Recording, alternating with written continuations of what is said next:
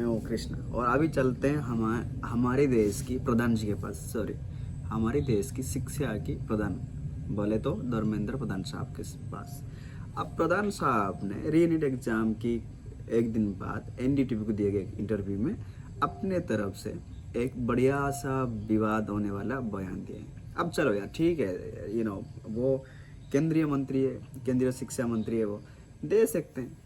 लेकिन मजे की बात क्या है मालूम है, उनको पूछा गया सीजेपी के बारे में। सीजेपी जंतर मंतर पर प्रोटेस्ट कर रहे हैं, what are you think about them, आप क्या कहना चाहेंगे। उन्होंने कहा कि भाई साहब ये जो है ये दहशतगर्दों की दूसरी टीम है, बी टीम है, इन्हें प्रजातंत्र में अस्वीकार किया गया एक मतलब टीम है जो छद्म में आके इस तरीके की कुछ कर रही है। अब प्रधान साहब आप हमारे गांव के प्रधान हैं, आपने कुछ गलती की, हमने आपके पास आए, आपको आपके जो किए हुए कर्म है उसके बारे में हमने आपके सामने प्रोटेस्ट की। इसमें दहशतगर्द वाली क्या बात है बताइए। और मैं ये दहशतगर्द मतलब एंटी नेशनल के ऊपर है ना, मैं ये दूसरे वीडियो बना रहा हूँ। इससे पहले मैंने नितिन गडकरी साहब को लेकर मैं बनाया था, इससे पहले कई सारे स्टेटमेंट आए थे तब मैं वीडियो बनाता था अभी तब, लेकिन मैं उन चीज़ों पर बनाता नहीं था। लेकिन अभी मेरे को लगता है कि बनाना चाहिए इन चीज़ों पर।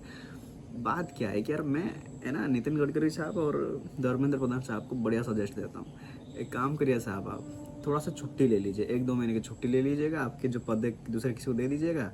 आप पहले काम करिएगा, एक टीम बनाइए जो इस तरह की दहशतगर्द है ना, मतलब एंटी नेशनल, उनको चिन्हित करें।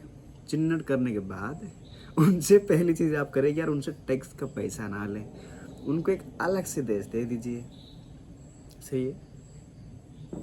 और फिर उनको उनके हिसाब से जीने दीजिए, ना तो उनके आप रीनीट के एग्जाम करवाइए, ना कोई भी चीज़ कुछ भी मत करवाइए। मतलब एक चीज़ तो है कि अभी ये जो एंटी नेशनल वर्ड है ना, वो राजनेताओं के लिए एक मोस्ट लव्ड वर्ड बन गया है, मतलब सबसे प्यारी वाला शब्द बन गई है, प्यारी शब्द बन गया है। कुछ भी हुआ अगर लोगों की नाराज़गी हुई है सो उस नाराज़ियों को सुनने की बजाय सीधा एंटी नेशनल करके बात को ख़त्म करो, खंडन करो। यार अब देखो, हमने पहले भी एक स्टेटमेंट सुने थे जिसमें कहा गया था कि भाई यूपीए सरकार के दौरान इस्तीफा वगैरह होता था, रिजाइनेशन वगैरह होते थे, लेकिन ये एनडीए सरकार है, यहाँ पर रिजाइनेशन नहीं होगा।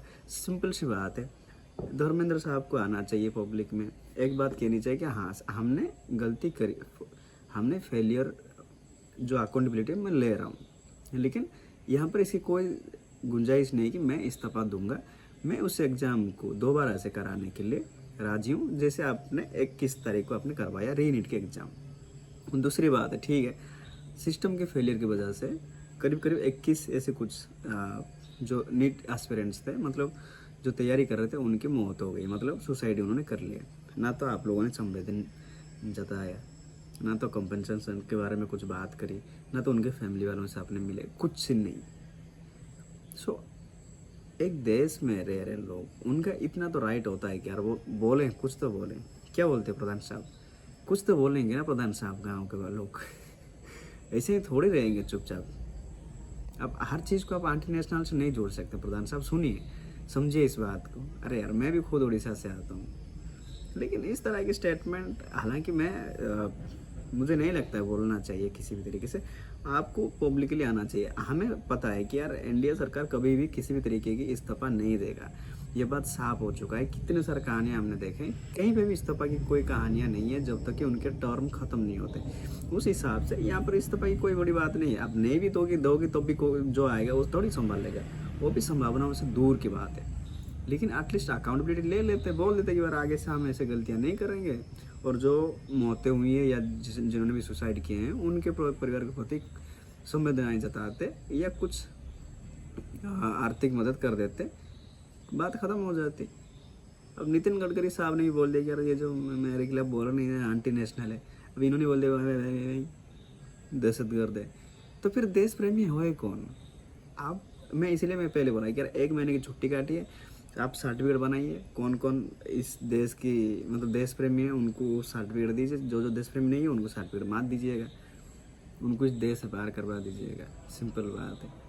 तो यही है काम, मतलब विभागीय काम जो है वो उसमें इतना फेलियर्स होते हैं। आमतौर पर इतना फेलियर्स पहले भी हुए हैं, इस बार भी हो रहे हैं, ऐसे बात नहीं है, लेकिन एटलीस्ट पहले अकाउंटेबिलिटी लेते थे। उस वक्त की रिजाइनेशन कल्चर चलता था। अभी अगर आप कल्चर नहीं चलाना चाहते हैं, चेंज करना चाहते हैं, इट्स ओके, लेकिन इन फ्रंट ऑफ मीडिया आना चाहिए और इस पर बात करना चाहिए। इस तरीके से दहशतगर्द बोल देने से थोड़ी ख़त्म हो जाएगा। अगर वहाँ पर जितने प्रोटेस्ट कर रहे हैं उनके घर में जाओगे तो कहीं उनके घर से 2-4 आदमी तो ऐसे ही मिल जाएंगे जहाँ जो इस देश के लिए शहीद हो चुके होंगे। सो प्रधान साहब थोड़ा सा सोच समझ कर बोलिए। क्या है कि आप केंद्रीय मंत्री हैं और मैं भी बीजेपी के सपोर्टर हूँ वैसे, लेकिन इसका ये मतलब नहीं है कि यार चीज़ें गलत तरीके से हो रहा हो या गलत जा रहा हो, लेकिन हम सपोर्टर है तो कुछ नहीं बोलेंगे। नहीं, बोलना चाहिए और बोलना पड़ेगा। और शुक्रिया प्रधान साहब।